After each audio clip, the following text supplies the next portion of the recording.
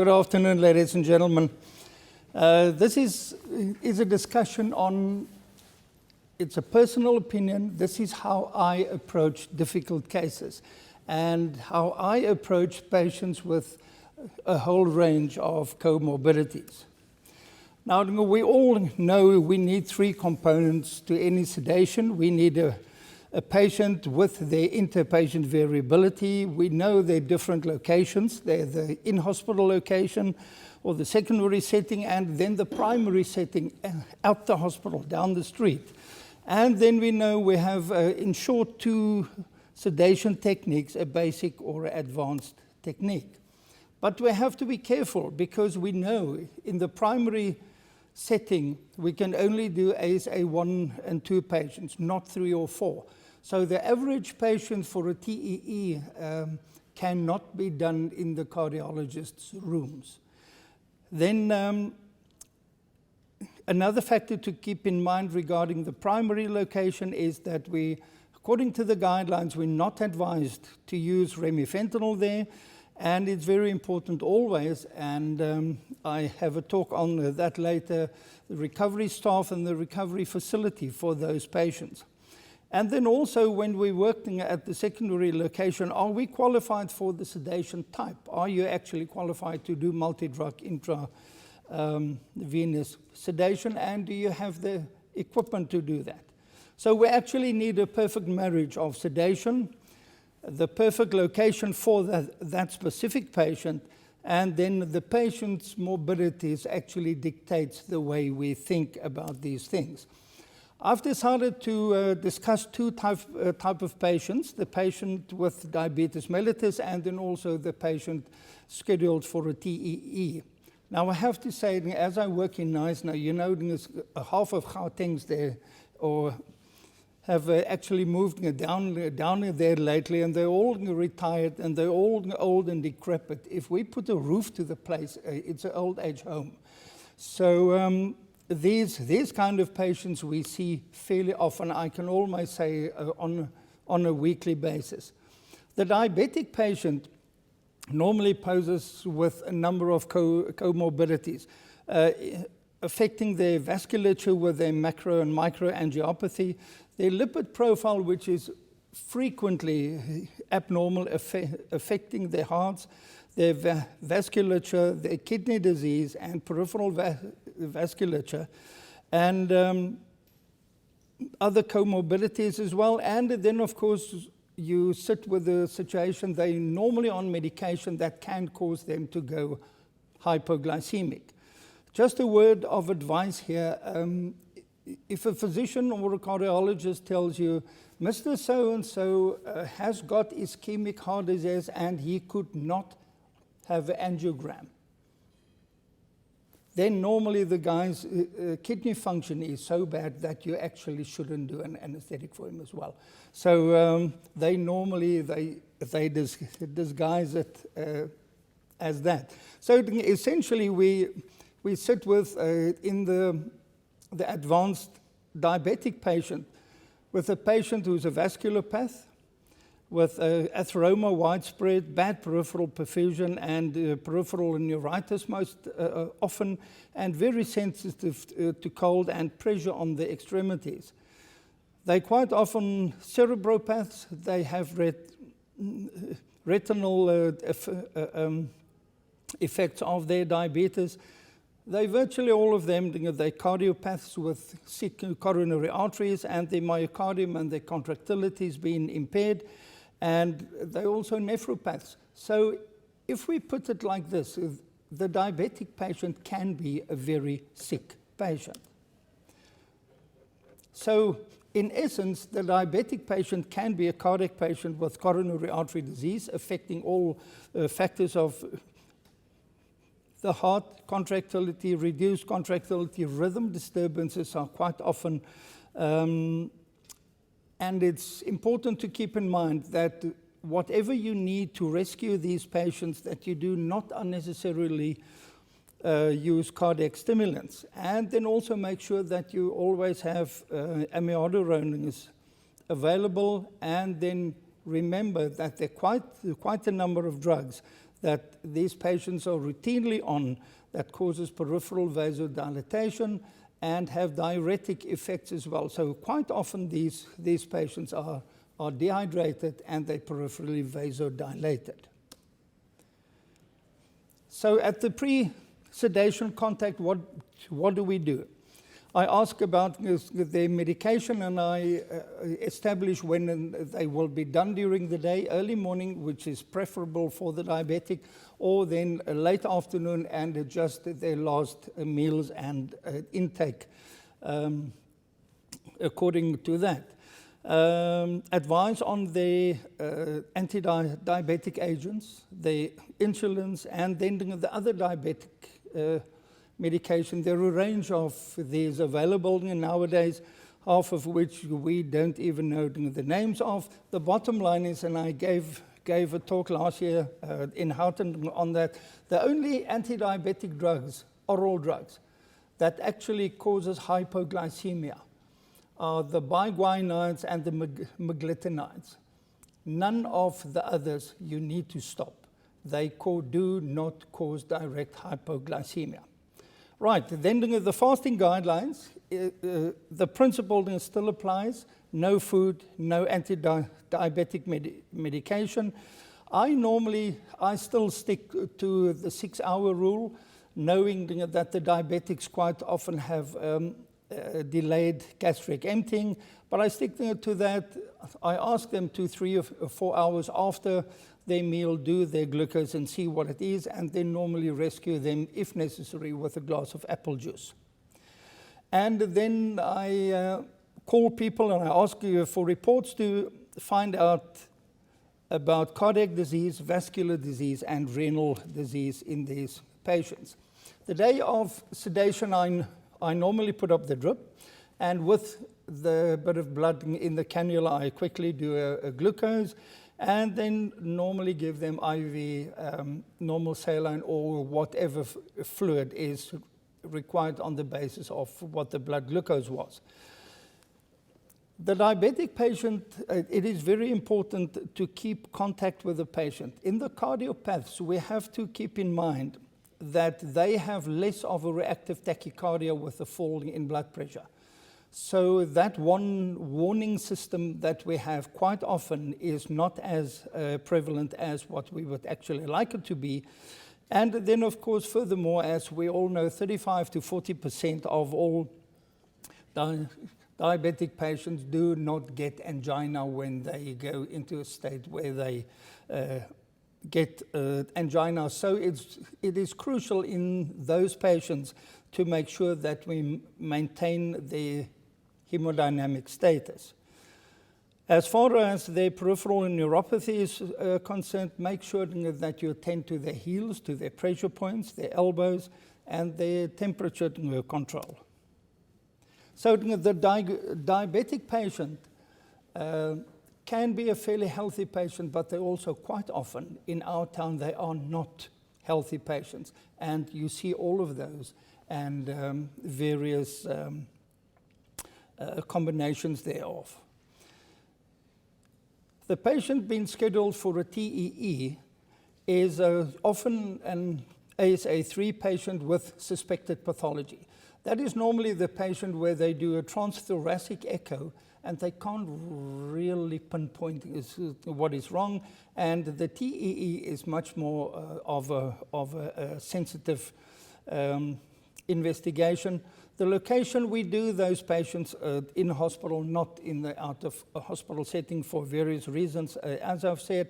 And the sedation technique that I normally use for them is an advanced multi-drug IV technique. These patients quite often had previous myocardial infarctions. They suffer with cardiomyopathies, especially the HOCMs, valve lesions, mitral and aortic valve lesions. When you get the patient with tricuspid incompetence, the red lights should go on because they are normally in a very, very bad state, and they cannot compensate for their underlying pathology anymore, and they push up the pressures retrogradely, the right ventricle blows up and the tricuspid valve becomes incompetent. So if you see that on an echo report, be very careful. These patients are often very dyspneic, and of course, and I'll show you now they're on a variety of medication as well. A TEE is very much like an upper GIT endoscopy, like a gastroscopy. It's not a painful procedure, it's just uncomfortable. It takes longer than the normal 5 to 10 minutes of a gastroscopy.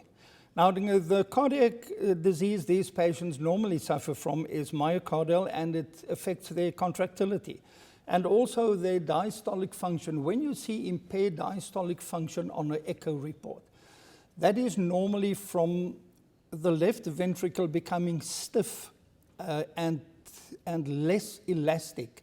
So these patients have actually fallen off the Frank-Starling curve. They cannot dilate their ventricles to and increase their stroke volume to maintain their cardiac output. So that is, and those patients normally, when that happens, their left atrial pressures go up, and that causes the pulmonary circulation to have an increased afterload. So the pulmonary pressure goes up, it goes down to the right ventricle. The right ventricle is that thin, it's not been made to hypertrophy. That dilates and it pulls open the tricuspid valve. So that is normally when you see tricuspid incompetence, there's also a red light that should go on for you. Then, of course, these patients quite often can't have angiograms because simply their kidney function is too bad. And on top of everything, they quite often have diabetes as well. Now, these patients, as you know, all have a load and a bag of medicines that they bring with. And they quite often on beta antagonists, they're on calcium blockers, ACE inhibitors, angiotensin blockers, direct-acting dilators, PDE5 antagonists, nitrates, and then anticoagulation. We've all seen those. And these are normally the patients too sick to go for a procedure under a general anesthetic. So now we end up with them. And we have to provide sedation to them. This is a summary of the general effects these medications that the patients normally take are on. I would like to draw your attention to, in the third line, the ACE inhibitors. They normally vasodilate the patients, and the renin-angiotensin blocker patients do that as well. And all of these effects you have to keep in mind in choosing the drugs that you're going to use for the sedation for this patient.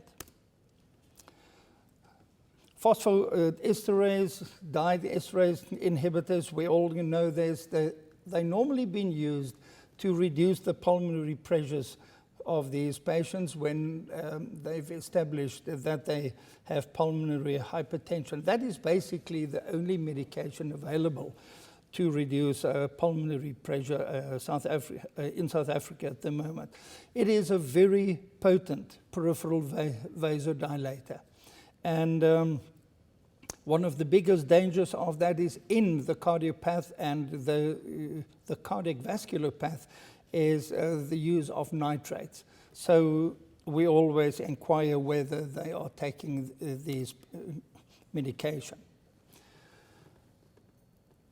One of the group of drugs these patients normally are on is anticoagulation drugs. And we know this, we on average stopping the aspirins 5 to 7 days, the warfarin 5 days, then we do an INR, the NOACs 3 to 4 days. That's actually come down to about 1 to 2 days now. The majority of guys will operate on a patient on a NOAC that's been stopped for 2 days. Low molecular weight heparins, the Clexanes, as we all use. The guideline still is if a patient is on a prophylactic dose of Clexane, therefore 40 milligram per day or less, and normally the prophylactic dose is 1/4 milligram per kilogram. So 40 milligrams or less, then you need to have the last dose of Clexane 12 hours before the procedure. Should it be anything more than that, or the patient that's had a previous stroke or atrial fibrillation, and on a higher dose, the milligram per kilogram per day dose, 80 or 100 milligrams per day, we need to wait 24 hours for that to wear off, and then dipyridamole is still 4 to 5 days. What do we do for sedation for these patients? Clinical assessment, of course, we do basic observations, examine them, and then you get a report from the clever people. And you get a hard copy of their cardiac function, their contractility, what the ejection fraction is, what the wall motion of the left ventricle is, and you quite often find people that's had a large anteroseptal infarct. As the left ventricle contracts, it actually bulges out. It's called the paradoxical movement of the ventricular wall. The rhythm, the valves, and what is this patient's exercise ability or capability, and then again, their kidney function. Sedation technique with a basic technique, nitrous oxide or dormicum, you're going to struggle. These patients normally need an advanced technique, and there are a number of reasons for that. That TEE probe is about 2 or 3 times the size of a gastroscope. So it is more uncomfortable than a normal scope. You still need the cricopharyngeal muscle to relax. That is the most important muscle in the body. It protects your airway.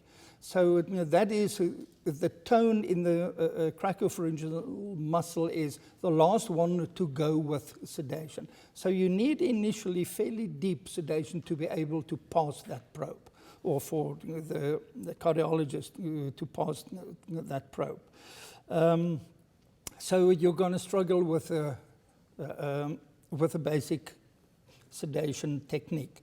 What do I use? I normally give them some midazolam, very little, 1.5 milligram.